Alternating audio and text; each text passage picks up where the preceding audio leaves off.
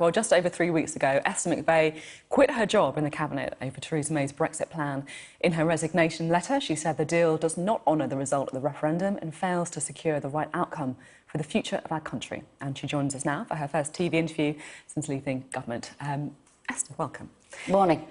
It feels as if we've heard everybody else's accounts of what happened in that crucial Cabinet meeting where Theresa May's Brexit plan was signed off, apart from yours. So what did happen?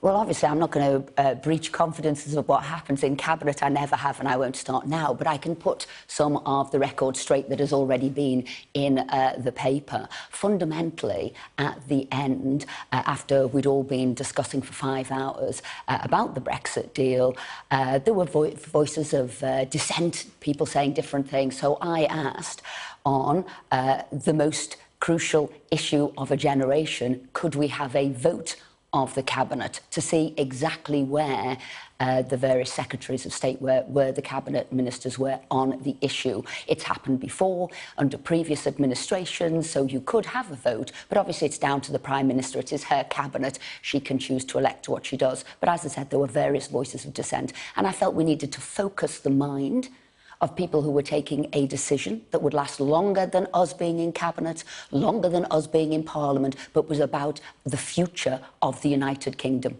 So you didn't cry then? No.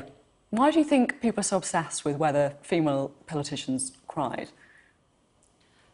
I wonder whether it was obviously briefed to the papers afterwards, and obviously, maybe they thought that would see me in a negative light, but people who know me know that I'm forthright, I am feisty, I am straight-talking, and quite rightly, I'm passionate about this issue. But all we needed to know was, what do people think? And in all honesty, I think it says there was a meltdown in the Cabinet. The meltdown was from the others not wanting to put their name next to a vote. It certainly wasn't from me asking for one. Yeah, I am keen to kind of talk about this because it does feel as if some of the briefings were pretty unusual, shall we say, around you. According to reports in the press, your behaviour was described as hysterical and aggressive. As you say, people said you had a meltdown. In October, an unnamed Treasury source said of you, the only thing she knows how to do well is a blow-dry. Is it sexist, do you think? Well, look, different people use the media in different ways to portray a story and to get an issue out there. There was 2 things that I wanted to deliver, and that was A, Brexit, that the UK voted for, but unfortunately in the Cabinet, the majority of people and those in the key posts all voted Remain, from the Prime Minister to the Chancellor to the Deputy Prime Minister to the Home Secretary to the Foreign Secretary. So obviously, there's obviously an issue there. And the other thing that I wanted to do was get more money for universal credit, because yes, it does a heck of a lot of good, but for the most vulnerable, it wasn't supporting. So I succeeded in getting in the budget £4.5 billion extra. And again, at the time, everybody didn't want that to happen either. So that could be why you've had briefings, because it was on 2 issues, more money for universal credit, and 2, to deliver the Brexit vote that the people of the UK put forward. OK, should we deal with universal credit? Because it feels as if there's been a lot written about it. People's feelings run very, very strongly about universal credit. And I know that was something that, of course, you were responsible for up to your resignation. Now, according to the Trussell Trust, they say on average 12 months after universal credit is rolled out, food banks see a 52% increase in demand. 70% of recipients find themselves in debt while waiting for their payments, and only 8% say that payment covers their cost of living. I mean, is that a record you're proud of? Well, the Trussell Trust there, you've got to look at where the source is coming from, who have been interviewed to give those comments, and those are from people coming into the Trussell Trust. So those results weren't authenticated, they weren't sort of verified as such. But what it's no secret that people were in hardship when they had to wait for those payments to come through. What I will say is, and that's what I spent 8 months doing, saying, OK, how do we sort out one sort of extreme of people saying it isn't working at all to other people who are saying it's the best thing that ever happened. So for 85% of people or more, they are saying it's helping us into work. We're working more than ever before, which we've seen. 1,000 people every day, each and every day since 2010, are in work, so it's working there. But what I looked at is, but for the people it's not working for, so those are the people who will find themselves going into the Trussell Trust. Those are people who will find themselves going to support groups and budget groups, Christians Against Poverty, CAB, various other institutions. So I met with all them and said, what can we do? Hence I fought for the extra £4.5 billion in the budget. Hence, I fought for £1.5 billion to make sure that the severe disability premium was there for 500,000 extra people. So I said, how do we make it work? What money needs to come forward? But not just money, it was about how it was delivered to. So people would say, how can we make sure that the payment period and the assessment period doesn't knock out our payment? How do we make sure that we get money straight away, which you can get within advance? And going forward, how do we make sure it's not always paid monthly? It could be paid weekly, fortnightly, 3-weekly, 4-weekly. So a lot of that I've already put in place. Some of it will be coming through after the vote in the House, and then further monies are coming forward next year, and that's on delivery. So I said we've got to have outreach work, we've got to have a flexible fund, we've got to look at those people who you will be hearing for, which it doesn't work for at the moment. So a good government, a proper government, and how this system was set up was to be about, it's about being agile, it's about being able to quickly respond to people's needs. And that's what we needed to do, and that's what we are doing and should continue to do as a compassionate Conservative government. And again, I said, how can you give £39 billion to the EU, and for what for? And yet I'm fighting desperately for few billion for the most vulnerable people in the UK. That cannot be right. Now that you're not in government anymore and you don't have to defend universal credit, are you sorry for any of the hardships that some people faced? What I will say, and I think you've got to look at it in its entirety, the legacy system it replaced wasn't working. So people who could have got out of poverty and into work, it wasn't working for them. They couldn't work more than 16 hours, 24 hours, 30 hours. So they were trapped in poverty. This, for the first time ever, makes work pays. It allows people to come forward and come out of poverty. So again, thousands, 3.5 million more people we've helped. Okay. But those who it wasn't working for, we knew we've got to make it do better. And equally, under Labour, the benefits bill shot up by 60%. They'd made the benefit system unaffordable and unsustainable going forward. I've always said we took difficult decisions in 2010 and 2015 to make it affordable. But you know what? As we come out of austerity, as we want to make this work, that's what we've got to do. We've now got to look at the freeze on benefits. Do we still need that? Maybe not. Remove that, and mixed age couples in the new year, how do we support them? OK. Let's look forward to next week now, because this vote on Tuesday, if it happens, is going to be absolutely crucial. A lot of MPs are saying that they can't support the Prime Minister's deal. If it gets voted down, as we expect it will, what do you think needs to happen then?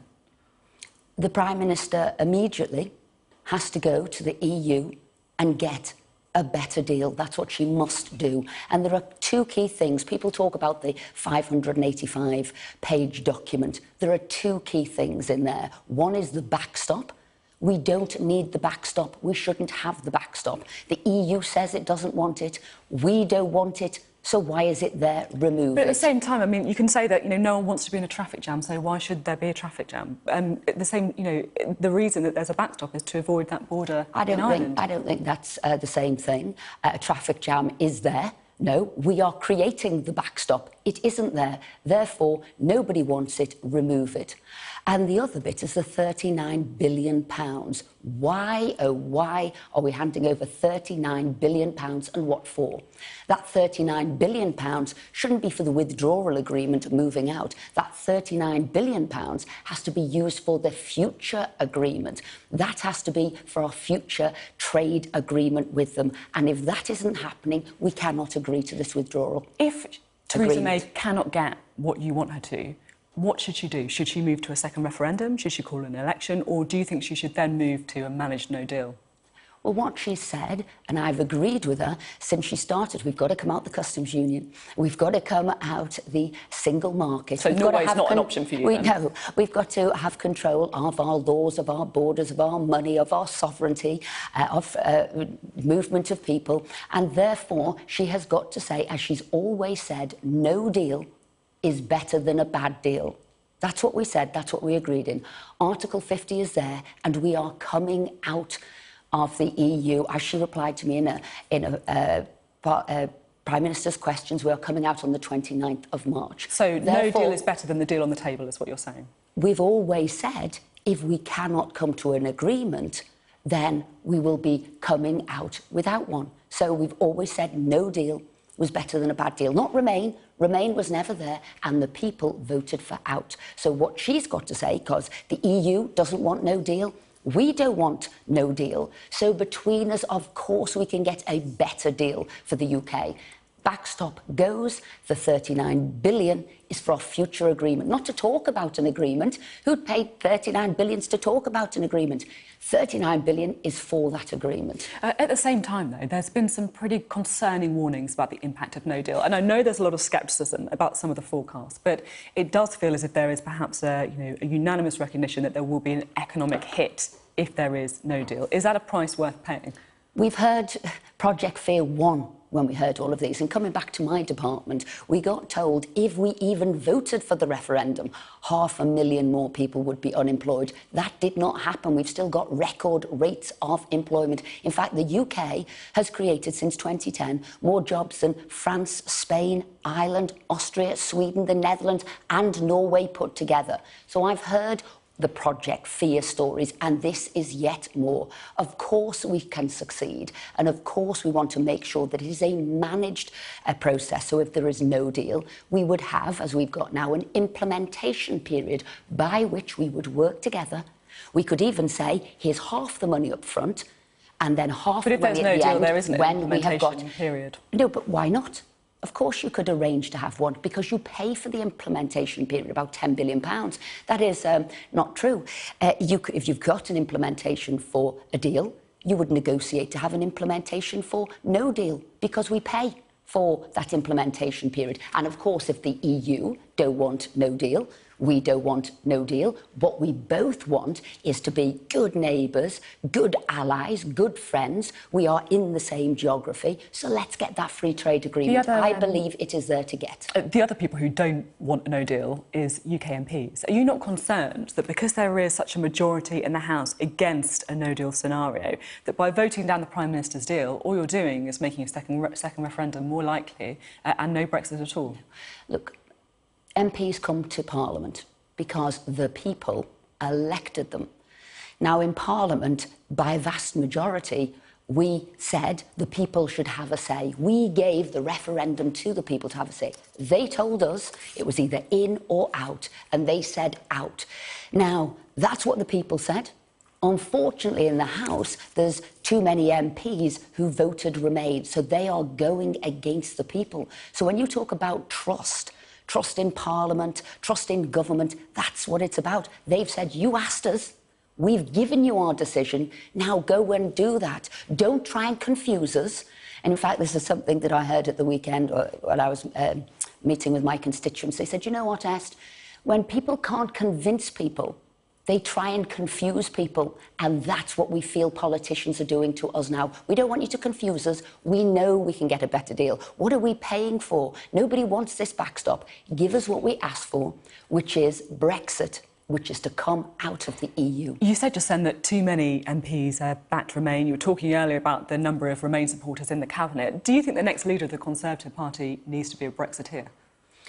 I think that, first of all, we've got to take one step at a time.